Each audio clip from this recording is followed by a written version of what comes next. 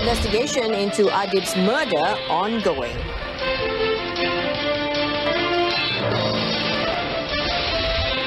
Government to train 10,000 lay councillors next year.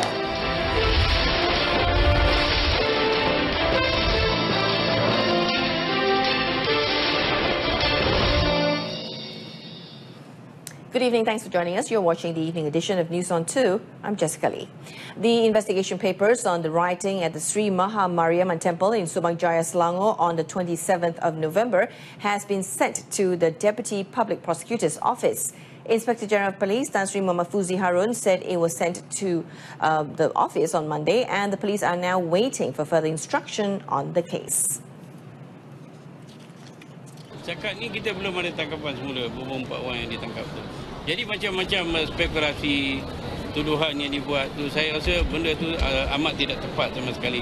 Kita jangan cuba memburukkan keadaan lah. Saya amat berharap orang ramai bersabar dan kita akan sedaya upaya meneruskan proses kesihatan ini. According to Tan Sri Muhammad Fuzi, the investigation papers that were sent to the DPP encompasses the investigation on the riots at the temple and on the death of firefighter Muhammad Adib. He said investigations onto the case is still in progress and police are working hard to complete the investigation as soon as possible to bring those responsible to face the law. He said this at a media conference after attending a mass wedding reception organized by the PDRM with the cooperation of Bank Muamalat at Pulau Pol today. Commenting on Muhammad Adib's post-mortem report, he said it has yet to be completed. At the same event, Tan Sri Muhammad Fuzi also said that fresh charges will be filed next week over the rioting incident at the Sri Maha Mariamman Temple. He said as of now, the police classified Muhammad Adib's death under Section 302 of the Penal Code, with 108 people arrested so far to facilitate investigation of the case. He added that 10 out of 66 individuals wanted by the police to assist in the investigations have surrendered themselves. Daripada jumlah 108 ni, kita dah charge 26 orang. I think we are going to charge some more. Maybe next week mungkin. Ini bergantung kepada arahan dan keputusan yang dibuat oleh pihak DPP berhubung sama ada kita nak charge selanjutnya ataupun sebaliknya.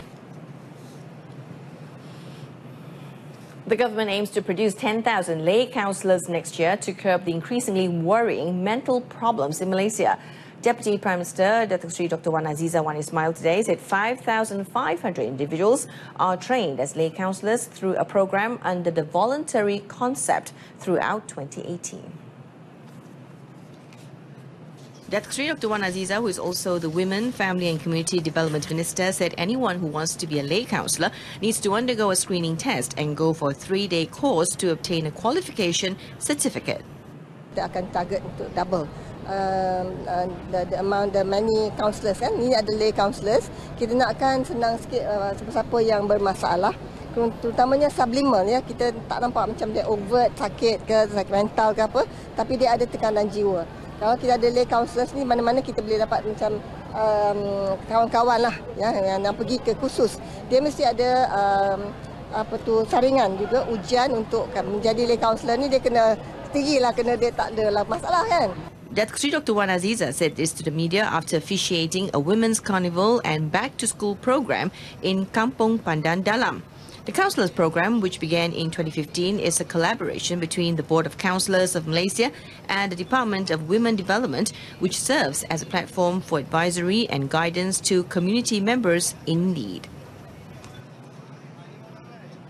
On another matter, Datuk Seri Dr. Wan Azizah said the appointment of former Pandan Member of Parliament Muhammad Rafizi Ramli as Parti Keadilan Rakyat or PKR Vice President is the prerogative of the party President Datuk Seri Anwar Ibrahim. Moreover, the PKR Advisory Council Chairman said Rafizi had also received many votes during the recent PKR party elections. It is the prerogative of the President to choose sesiapa, dan Rafizi juga masa dalam pertandingan mendapat undi banyak juga. Thank you. Aside from Rafizi, Datuk Seri Anwar also announced the appointment of Tanjung Malim Member of Parliament Chang Le Kang and Saratuk Member of Parliament Ali Biju as the Vice Presidents. Datuk Seri Anwar made the announcement in a statement issued yesterday after the party's Central Leadership Council meeting. Parti Pribumi Bersatu Malaysia Bersatu Sri Kandi Chief Datuk Sri Rina Harun today has urged Bersatu members to master the art of governing the country, as it is now the main challenge faced by the government. She added that before the 14th general election, the party's focus was on ensuring victory for Pakatan Harapan, but the challenge now will be even more. Datuk Sri Rina said the move of changing the country's bureaucracy, which had been under a kleptocratic governance, is a tough challenge faced by Pakatan Harapan. Hence, she added that if the party wished to see all the policies in the Pakatan Harapan manifesto realised, then the art of governance must be mastered immediately. Cabaran yang tidak kurang lelahnya untuk kita hadapi adalah membina budaya pengurusan organisasi yang penuh hikmah, hasanah dan juga amanah.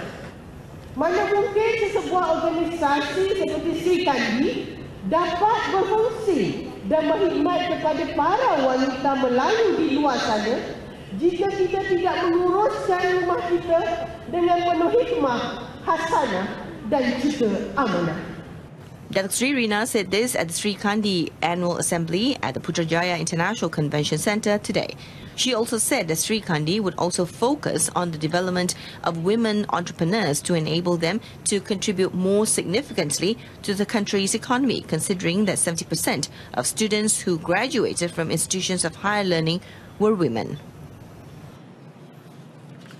Meanwhile, Bersatu's Armada Youth Wing Chief Syed Saddiq Abdul Rahman today reminded the party not to adopt the UMNO culture in light of the mass UMNO members' exodus and their intention to join the party. Addressing the Youth Wing's first annual general meeting today, Syed Saddiq said there is no money politics in Bersatu and the party has never needed to play up racial issues to win elections.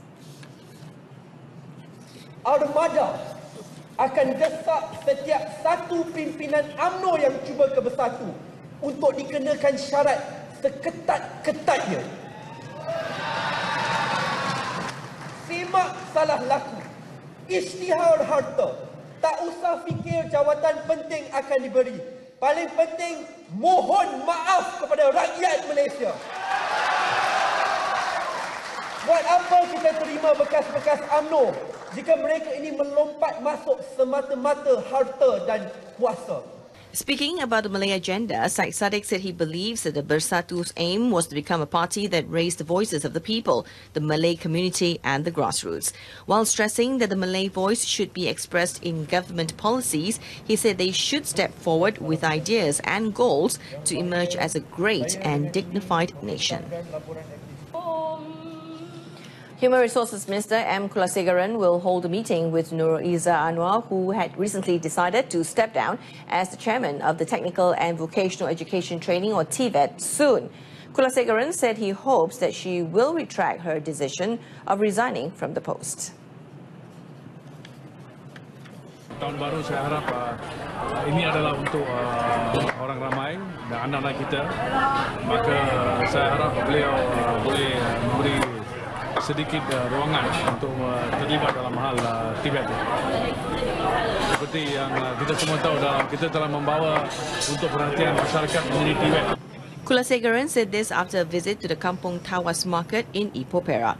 The National TVET Movement, or GTN, had earlier expressed their concern over the action taken by Nurul Izzah, who resigned as the chairman of the TVET Supervisory Committee. GTN Secretary General Nordin Abdul Malik said her action would create a loss in the field of TVET. Now, more than 15,000 people are expected to attend the national level Christmas open house celebrations at Padang Merdeka in Kota Kinabalu today. Now, the program, organized by Tourism, Arts and Culture Ministry, or MOTAC, held from 10 a.m. to 11:30 p.m, is expected to be launched by Deputy Prime Minister Datuk Sri Dr. Wan Azizah Wan Ismail tonight. Now, for a better picture, standing by on site is RTM's Constantine Palawan. Over to you, Constantine.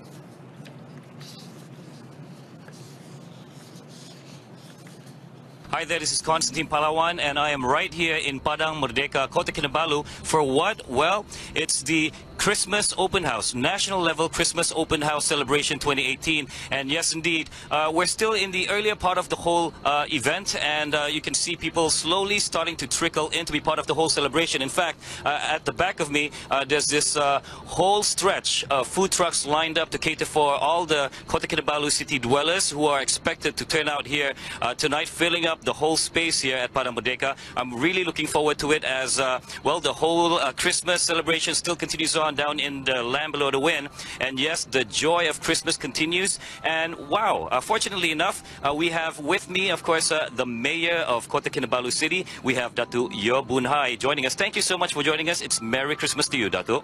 Merry Christmas to you too. And it's really fantastic that you're here, you're able to join us. And I have a few questions for you, and that would be related to tonight's celebration. And of course, my question is, what do you think of the Malaysia Christmas Open House, which is organized down here in the land below the wind, Kota Kinabalu? I'm very thankful to the Malaysian government, especially the federal government, for organizing this Christmas National Day in Sabah, because it is a reflection of the commitment of the government towards multiracialism, and that the state government, of which we are also very thankful, that brings and allowed us to have this function in Kota Kinabalu. So thank you very much to the federal government, because this reflects the multiracialism, as I said earlier, and the peace, the love of Christmas and peace will definitely be enjoyed not only by the people in Kota Kinabalu but all over Malaysia. So thank you very much, federal government. Now, Datuk Yeo, what is the contribution and commitment of Kota Kinabalu City Hall to make tonight's event a success? Well, if you can see behind our camera here, we have light up the whole Padang, and we have created lights, a Christmas tree, as tall as about 100 feet with lights. So we also spend a few 100,000 to light up the Padang, and I was told the federal government spent about 1.4 million as well to assist us in preparation of this Christmas function. And at the same time, we have opened up stall for people to buy food and handicraft stall, as well as food truck. Food truck is beginning to pick up in Kota Kinabalu, and we are very thankful that this function organized by Ministry of Tourism Malaysia allows us to have more food truck. Thank you very much, Minister. Now, finally, what are your hopes for this event, Datuk Mayor? Well, we hope the Kota Kinabalu residents will come out in full swings to support the event. As you know, this is really a delight for Kota Kinabalu, with the federal government coming in to assist us and helping us to organize this function. And we have singers like Datuk Alvi, and then Diana Solomon, and then Miss Tukiman, and others. So I hope the residents of Kota Kinabalu will come, support the event, and make it a very harmonious and joyous season of Christmas. Thank you, the Minister of Tourism, especially Yang Berhormat Datuk Muhammadin Ketapi and his staff in the ministry. Thank you, sir. Thank you very much to Datuk Yeo Boon Hai, Mayor of Kota Kinabalu City. And yes, indeed, thank you so much for making time to speak to us. And of course, as you mentioned, as Datuk Mayor mentioned earlier on, please, all of you, do come here to Padang Merdeka, Kota Kinabalu, to be part of the whole celebration. It is the national level Christmas Open House Celebration 2018. And yes, do not miss out on enjoying all of the food that we have here. Of course, the stalls, the food trucks, and everything, which is, of course, prepared just for you here tonight, which includes the Christmas Showcase, which will happen on stage very, very soon. So we hope to see you here. Well, that's all from me, Constantine Palawan. It's back to you. Welcome back. Malaysia Crime Prevention Foundation, or MCPF, Senior Vice Chairman Tan Sri Lee Lam Thai today has urged all quarters to view drug abuse among school children in the country seriously to resolve the problem. Now, he said this in response to media reports yesterday regarding the high number of school students involved in drug abuse. Tan Sri Lee said he hoped that all stakeholders, including the Education Ministry, schools, parent-teacher associations or PTAs, agencies such as the National Anti-Drug Agency AADK and non-government organizations, as well as students themselves, play their role to address the problem. In addition, he said schools are where human capital is produced. Thus, if students are involved in drug abuse, there will be a devastating impact on the country. Based on media reports yesterday, a total of 1,709 secondary school students from the 41,741 people screened at 178 high-risk areas were tested positive for drugs as of October. Moreover, the reports also pointed out that high-risk areas in Sarawak, Kedah and Kelantan recorded among the highest percentage of students involved in drug abuse. A man was killed while 2 others were severely injured when a cargo lorry they were travelling in skidded before falling into a ravine at Bukit Bergunan, Sri Aman, Sarawak last night. Sarawak Traffic Enforcement Investigation Department Chief Superintendent Alexander Naga Chabu said in the 12:45 a.m. incident, the victim, Muhammad Firdaus Jamuri, who was the lorry attendant, succumbed to the injuries which he sustained on his head. Superintendent Alexson said that 2 other victims, who include the driver and another lorry attendant, suffered serious injuries and were sent to the Sri Aman Hospital for further treatment. Preliminary investigation found that the driver had lost control of the lorry while it was going downhill in the rain. The lorry then skidded onto the right shoulder of the road. The victim's body will be sent to his hometown in Puchong, Selangor. The case is being investigated under Section 41, Subsection 1 of the Road Transport Act 1987. Puchong United Badminton Club, or Puchong United BC, once again proved themselves worthy of a champion after beating Kepong Badminton Club, or Kepong BC, 11-8 in the Stage 1 of the SS Purple League held at the Gem Inn Mall in Cyberjaya.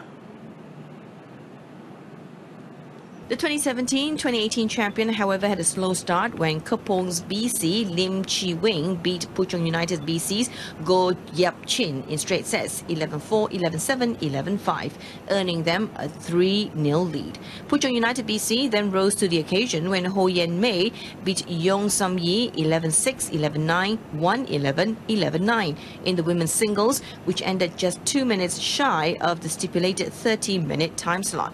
In the men's doubles, Puchong United BC's Tan Bun Hyung, Teo Yi Yi continued their winning run, beating Lu Ching Yao, Yang Po Han 11-6, 11-8, 10-11, 8-6. The mixed doubles pair of Tan Chun Man, Go Liu Ying then beat Muhammad Arif Abdul Latif, Chia Yi Si with 3 games to 1, extending Puchong BC's lead to 9-6. The final match of the evening, the second men's singles between Lee Chiok Yu and Sung Ju Wen, ended in a tie, which gave Puchong United a 11-8 win.